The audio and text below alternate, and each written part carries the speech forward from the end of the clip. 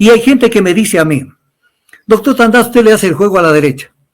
O sea, los que hicieron el juego a la derecha son los que le aprobaron todas las leyes que quiso Noboa, pues. Déjense de vainas, o sea, ya, eso no cabe, que se hagan ustedes los pendejos. Entonces, yo toda la vida he tenido una posición ultra, súper firme como progresista y como nacionalista. Y a Noboa le he dado palo desde que estuvo y le he dado palo a Lazo y les he dado palo a todos estos. Pero tampoco, y me di que ¿por qué no lo ataco? Oye, ya más ataque del que le doy ya no puedo darle. Que si en algo me ha alegrado de estas elecciones es que lo manden de puesto número 16 a Saquicela. Un sinvergüenza carta cabal. Como se adelantó la segunda vuelta, el margen de maniobra es más limitado en esta ocasión. Porque están en disputa muy poco. Están en disputa muy poco que son para poder lograr algún tipo de resultado. Porque son 7.97 por un lado, que son Leonidas Issa y Andrea González, y 3.89 por otro lado. Entonces son un 11 y piquillo que son para disputarse a nivel de electores. O sea, es muy poco. ¿Dónde tienen que trabajar también? En el ausentismo, pues, porque estamos mirando con gran importancia Leonidas Issa, 5.26%, que en este momento está en 5.28%. Pero el ausentismo es el 17.72%. Entonces ahí hay mucho más material para por lo menos lograr que un 5% concurra a las urnas y que ojalá ese 4% vaya a determinada candidatura. Verás, que la gente comienza a moverse y a razonar, o sea, tratando de decir que están súper bien. En estas elecciones se dio un fenómeno curiosísimo. Vivimos una segunda vuelta electoral como primera vuelta, porque se polarizó todo en votos negativos, 2 votos negativos. En el voto anticorreísmo es un voto negativo, donde ya no se ve la propuesta, sino solamente no quiero que lleguen. Y el tema que se desarrolló ya en términos prácticos, el voto anti-Noboa, porque ya en este momento ya hay un voto anti-Noboa, de la gente que lo vio actuando y se van dando cuenta que el tipo no va para ningún lado. Entonces se dio esto. Y entonces, ¿qué hicieron los actores políticos? Esto fue algo casi espontáneo que se dio. Dijeron, no desperdiciemos el voto, porque por ponernos a pelear, que si Jairala sube, que si sube Tillería, que si sube Rabascal, vamos a perdernos y va a ganar Noboa, o vamos a perdernos desde la óptica de la oposición de la gente a favor de Noboa, vamos a no darnos cuenta que de pronto Luisa gana. Entonces dijeron, concentrémonos en los dos. Y se dio este fenómeno tan inusual de que la gente no quiso votar por estas otras tendencias. Y entonces, esto es una especie de segunda vuelta dentro de la primera vuelta. ¿Qué provoca esto, mi querido Richard? Y haciendo un análisis, yo hago análisis, yo no vengo a tomarles el pelo a la gente. Entonces, lo que sucede es que queda ya muy poco margen para trabajar en la segunda vuelta. Casi es como que ya el tema está demasiado peliagudo como para pensar que van a haber sorpresas. Y entonces, fruto de esto, la diferencia entre Daniel Noboa y Luisa González es del 0.44%, la mitad de un punto porcentual. Más abajo, y aquí los invito a que piensen, más abajo está Leonidas Issa con el 5.26%. Importantísimo. Andrea González con el 2.71%. Y eso es Lucio Gutiérrez, porque eso no es Andrea González, por mucho que ella dice que, a pesar que ella dijo que ella no es la dueña del movimiento y que habrá que conversar con Lucio Gutiérrez. Entonces, y que no se sentaría con la Revolución Ciudadana, lo dijo ella, pero Lucio Gutiérrez es el que tiene el sartén por el mango. Él es el dueño del tema. Primero, antes de hacer el análisis, porque alguien me puede decir, como que yo soy un tipo que no conozco, los votos no se endosan, pero obviamente hay una tendencia. No voy a pensar que los votos de Henry Kronfle, que son de los socialcristianos, de pronto van a parar en manos de Luisa González. Sería tal vez un 15% de esos votos de pronto pueden ir donde Luisa González, pero la gran masa de los social cristianos van a estar ¿con quién? Con Noboa. Entonces, no se endosan, pero hay tendencias. Entonces, miren ustedes, solo Leonidas Sisa, el Pachacutic, tiene 5.26%. Los 12 candidatos de Cronfle a Saquicela suman entre todos 3.89%. Tienen menos que Leonidas Sisa. Así se presenta el panorama. Entonces, ¿qué hace ver? Aquí hay que pelear voto por voto, porque uno no sabe si el próximo presidente o presidenta de la República va a llegar posiblemente con un 30.3%, 0.4, 0.5%. No sabemos si se saca alguna ventaja más grande uno de los dos candidatos. El tema es muy grave, este tema. Entonces, tenemos a Leonidas Sisa, que yo dijera que Pachacutic, así, esquemáticamente, viene a ser el árbitro del tema. Porque con ese 5.26% es un tema importantísimo de ellos. Verás, Richard. Y esto también les va a caer al hígado a la gente de la Revolución Ciudadana. No es tan fácil hablar con Pachacutic, porque hay una historia. Uno tiene que pensar, en política tienes que pensar bien, de que no crees heridas demasiado feas, fuertes, porque después cuando quieres sonreír y decir, ve, como dice Luisa, yo estoy dispuesta a hablar, ya nos reunimos las izquierdas. Sí, pero Luisa González, recuérdate lo que pasó en el 2021. O sea, Jaime Vargas, esta negociación se hizo en Bolivia, porque en Bolivia confluyó a Andrés Arauz y ahí se entrevistó con Jaime Vargas allá, y esa reunión la fraguó Evo Morales. Él hizo la reunión entre Pachacutic y la Revolución Ciudadana. Fruto de esto, se tomaron las fotos y sucede que Pachacutic salió en apoyo de Andrés Arauz. Termina las elecciones y gana Guillermo Lasso. ¿Qué declara Correa sobre el apoyo de Jaime Vargas? Lo tengo delante mío, lo que declaró Correa. No nos dio medio voto indígena y probablemente sí nos quitó muchos. Entonces viene la pregunta, o sea, esa era la intervención que el país necesitaba oír de Rafael Correa. Entonces la pregunta que le hago a Luisa González, y ahora con ese antecedente, ¿con qué cara te vas a acercar a Leonidas Sisa o a Pachacutic y decir, quiero que me apoyen? Si yo fuera indígena le dijeran, pero si te vamos a quitar votos, ¿para qué quieres estar conmigo? O ya se olvidaron lo que pasó el 2021. Entonces, no está tan fácil el tema. Primero. Segundo, Leonidas Sisa es una golondrina que no hace verano en el Pachacutic. ¿Por qué razón? Porque Leonidas Sisa es una persona que uno cuando lo escucha y cuando lo lee, es una persona que mantiene un discurso de izquierda. Pero debajo, en las bases, y no me refiero a la base más de abajo, sino la dirigencia de Pachacutic, ahí hay gente de derecha. Hay gente de derecha, y que siempre, por eso lo que tú acabas de decir, cuando ha sido el momento clave han estado apoyando en su momento a Lasso y luego a Noboa. Entonces, va a ser fácil. Leonidas Sisa va a poder imponer una tesis y decir, vamos a apoyar a esto. Va a ser un poco difícil, no imposible, que logren un entendimiento, pero peligroso. ¿Por qué digo peligroso? Porque los indígenas trabajan para defender un modelo que no le conviene al Ecuador. ¿Cuál es el modelo que no le conviene al Ecuador? Cuando ellos buscan que se les conceda territorios indígenas, para de esa manera ponerse a negociar con el Estado de Estado a Estado, Estado indígena a Estado unitario.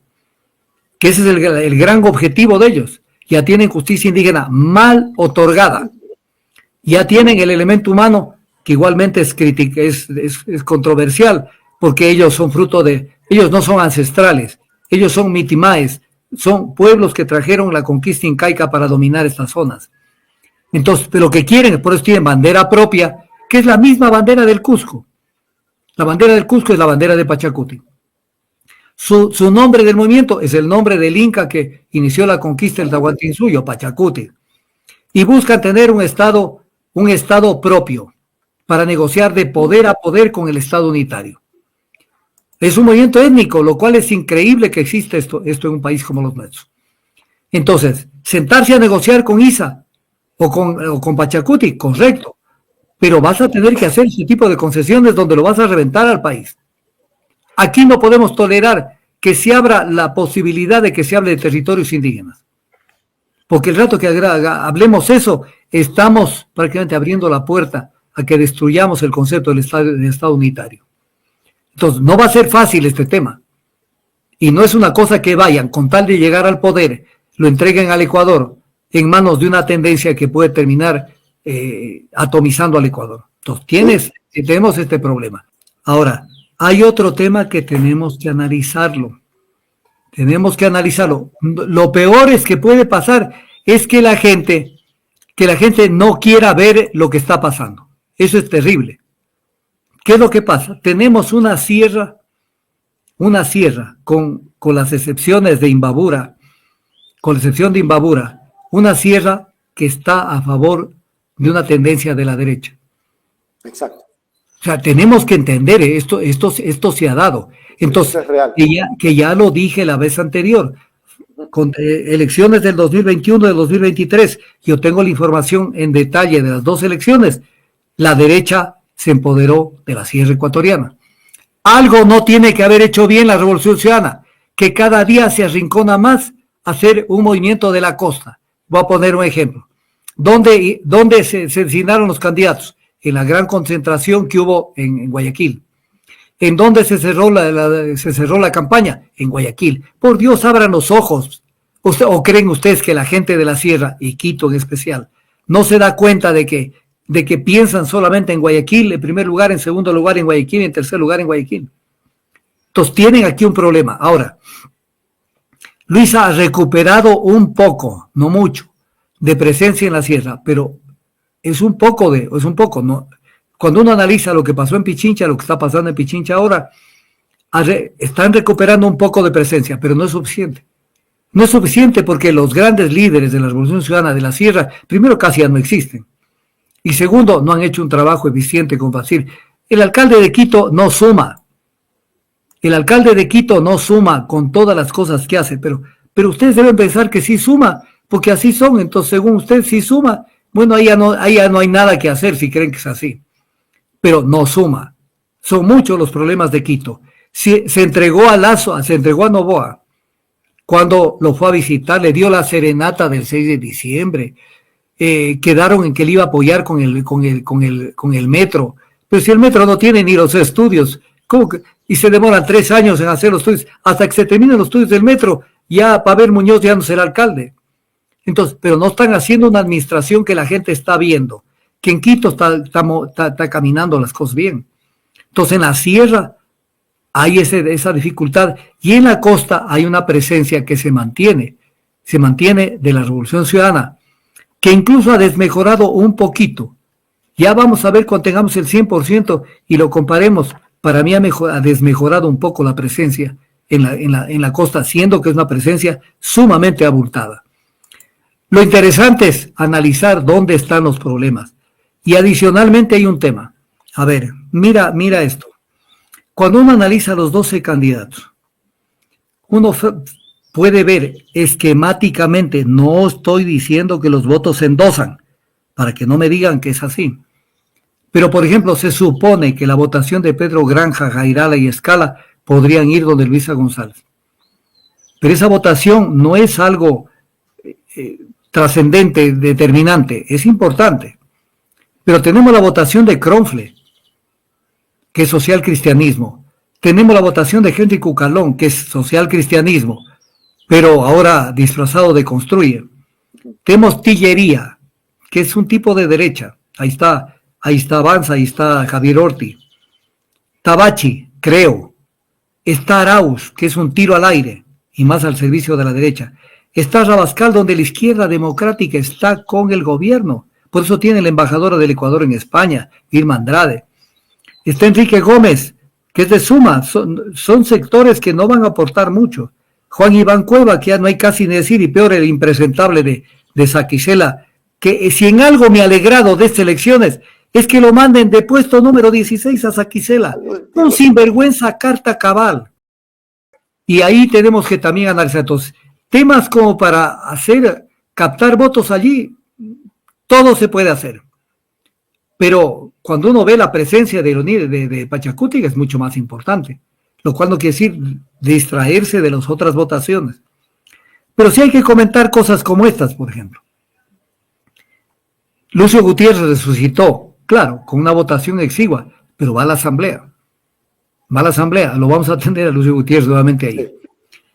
Yaco Pérez se hundió. Esto de Iván Cueva sirvió para que se hunda.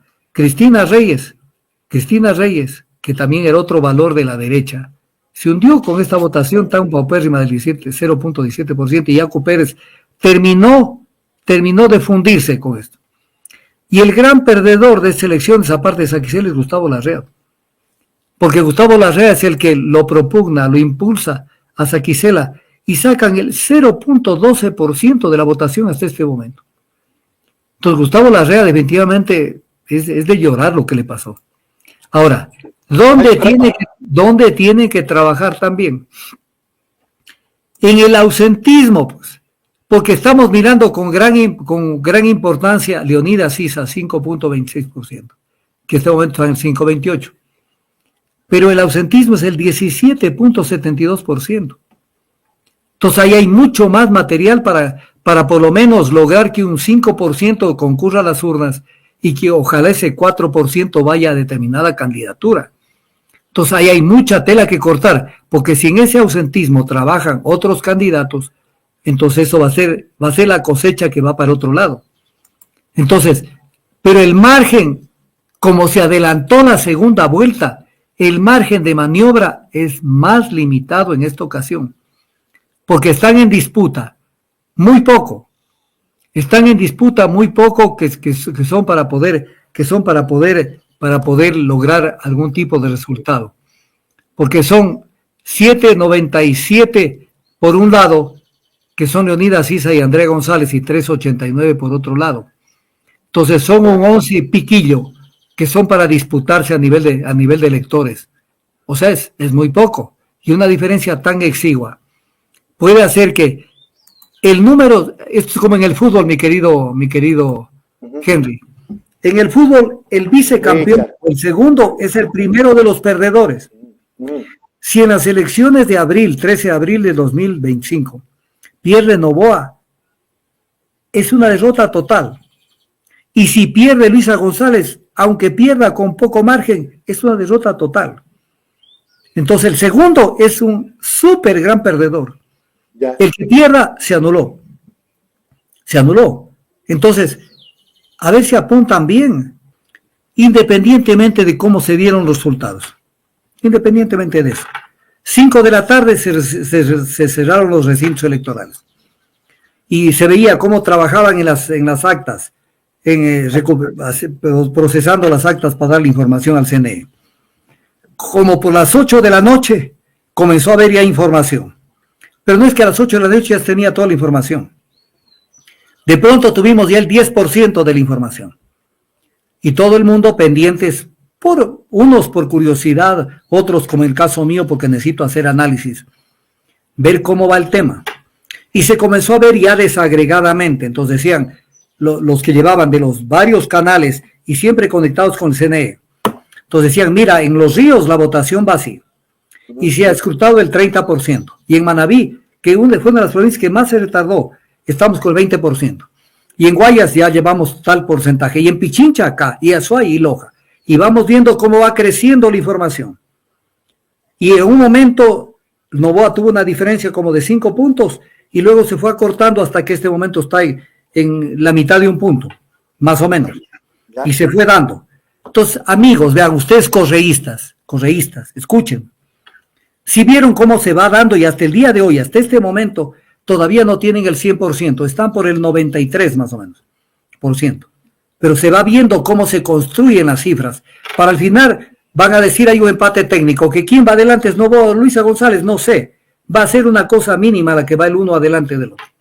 Pero se va, y se va viendo cómo se van las votaciones de los asambleístas y lo de aquí y lo de más acá. Esto en Venezuela no se vio. En Venezuela nos dieron una cifra global. El Consejo Nacional Electoral dijo, ya ganó Maduro con el 51.4%. Y pare de contar. Eso es transparente. Pero son tan ilusos y tan obcecados ¿y por qué habla de Venezuela? Porque Venezuela es el país que es el referente de mucha gente en la Revolución Ciudadana. Correa dijo que el gloria al bravo pueblo venezolano y que estaba muy bien hecho las elecciones en Venezuela. Entonces, cuando uno oye eso y dice, oye, y si mañana controlan el CNE, ¿a dónde nos quieren llevar con esto? Venezuela es exactamente la antípoda de lo que debemos seguir como ejemplo. Y metieron con más de 2.000 personas presas fruto del proceso político de eleccionario. Entonces, aprendan a razonar. ¿Queremos ese modelo? No. Tenemos que liberarnos, no podemos ser tan seguimonos, que es que como Maduro está allá y le sucede a Chávez, entonces si Maduro se pare Corona, nosotros tenemos que decir, está bien hecho lo que hace Maduro. Entonces, todo eso tenemos que mejorarlo, tenemos que cambiarlo.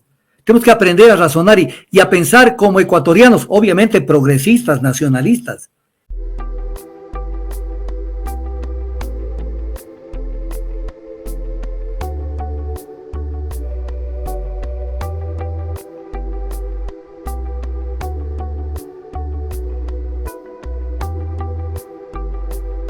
Ojalá que aparecieras antes de perder la conciencia, antes de empezar esta botella.